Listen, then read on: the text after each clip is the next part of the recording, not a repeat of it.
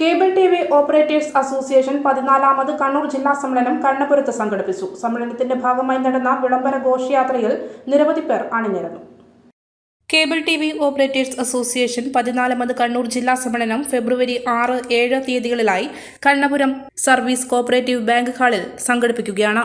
സമ്മേളനത്തിന്റെ ഭാഗമായി വിളംബര ഘോഷയാത്ര സംഘടിപ്പിച്ചു. വാദ്യമേള അകമ്പടിയോടെ നടന്ന ഘോഷയാത്രയിൽ വിവിധ മേഖലകളിലെ കേബിൾ ഓപ്പറേറ്റർമാർ അണിനിരന്നു.